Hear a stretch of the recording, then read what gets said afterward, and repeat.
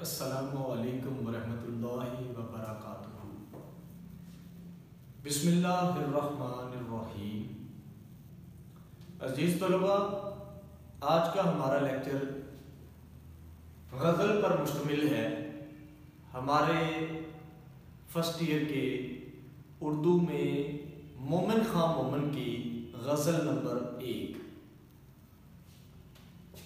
سب سے پہلے شاعر کا تعارف۔ سب سے پہلے میں نے نام لکھا ہے شاہ عبد العزیز محدث دہلوی کا،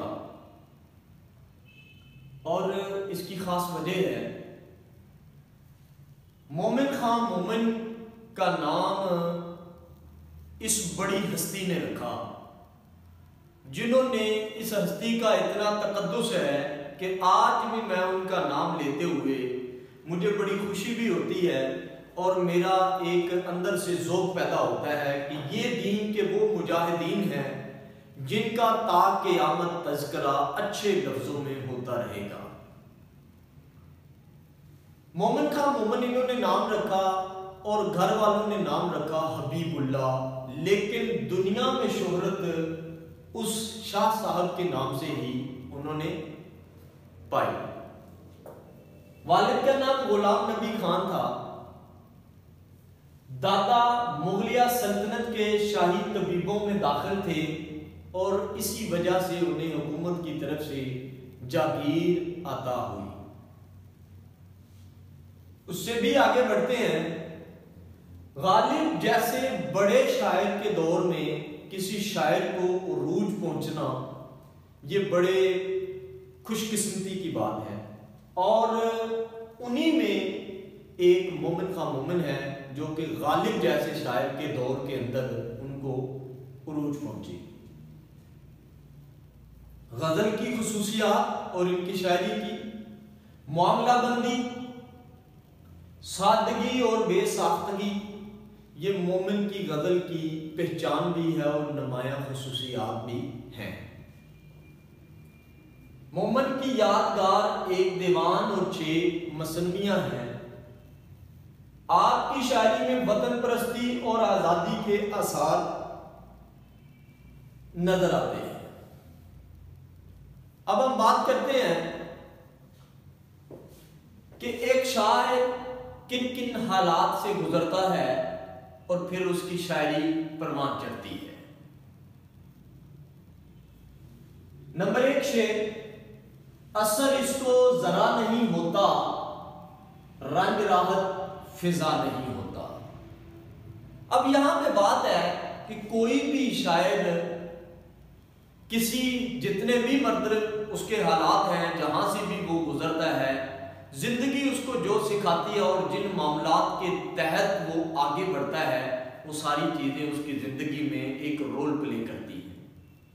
مجھے ایک انگریز کی بڑی اچھی بات لگتی ہے، اس نے بڑے خوبصورت پیرائے میں ایک لفظوں کا جامع پہنایا ہے اس بات کو: poetry is the sister of sorrow, every tear is verse, every suffering heart is a poem, and the man who suffers and weeps is a poet. ان حالات سے شاعر گزرتا ہے اور پھر وہ شاعر بنتا ہے۔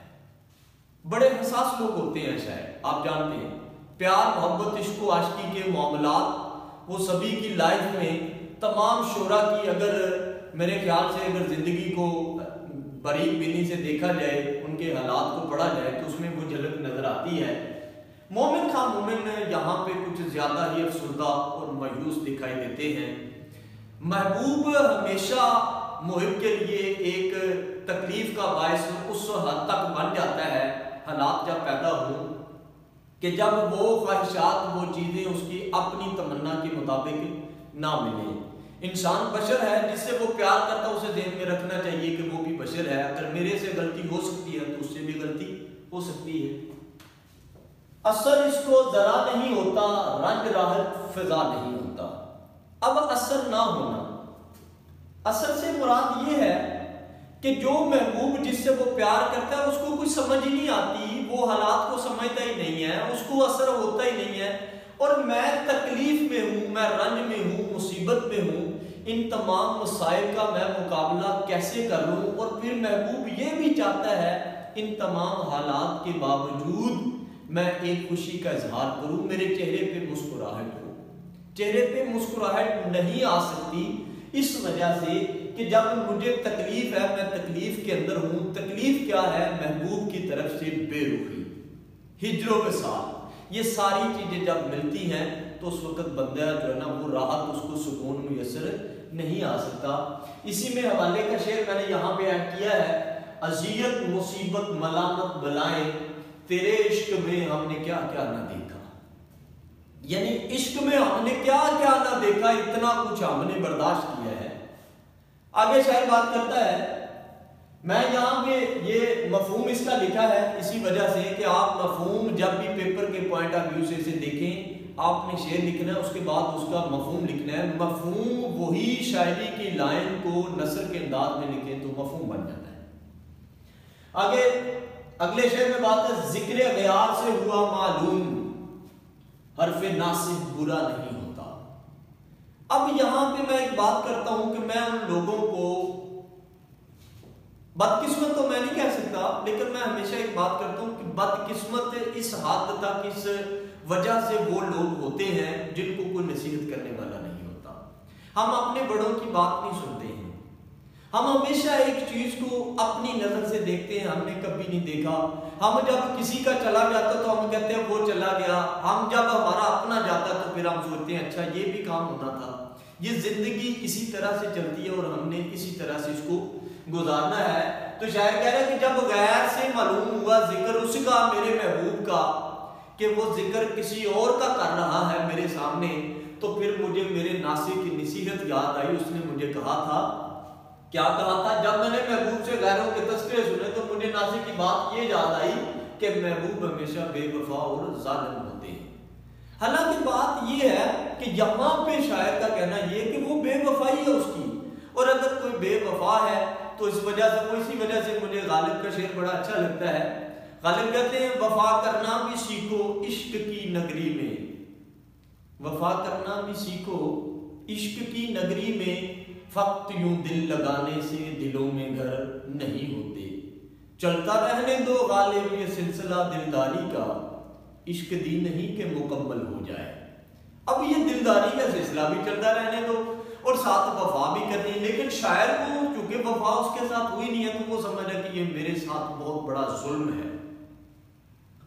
آگے تیسرے شعر کے اندر شاعر بات کر رہا ہے، تم ہمارے کسی طرح نہ ہوئے، تم ہمارے کسی طرح نہ ہوئے، ورنہ دنیا میں کیا نہیں ہوتا، دنیا میں کیا نہیں ہوتا۔ اب تم ہمارے کسی طرح نہ ہوئے، یعنی کہ دنیا کے اندر ہر مشکل سے مشکل کام ہو جاتا ہے، لیکن ہوا کیا نہیں کہ تم ہمارے نہیں ہوئے۔ میں یہاں تک یہ کہتا ہوں کہ مجھے اکثر مومن صاحب کی غزل پڑھتے ہوئے مجھے لگتا ہے کہ مومن صاحب پورے افسردہ حالت میں ہیں، اور ایک جس کا کہتے ہیں نا کہ تاریک پہلو دیکھنا چیز کا، وہ دیکھ رہے ہوتے ہیں ان چیزوں کو، تو ان کا بھی یہی یہاں پہ بات ہے۔ وہ کہہ رہے ہیں کہ ساری دنیا میں سارے کام ہو گیا ہے، ایک تو ہی نہیں ملا ہمیں۔ اب اس کی نام ملنے کی، اب اس کی جو مطلب شاعر کے اندر جو مایوسی کی کیفیت ہے اس کو وہ اس طرح سے بیان کر رہا۔ وہ کہہ رہے ایک محروم چلے ہمیں عالم سے، ایک محروم چلے ہمیں عالم سے، ورنہ اوروں کو عالم نے دیا کیا کیا کچھ۔ میر ایک محروم چلے ہمیں عالم سے، ورنہ اوروں کو ہم محروم چلے گئے ہیں۔ دنیا میں سب کو سب کچھ ملا ہے جس نے جو خواہش کی۔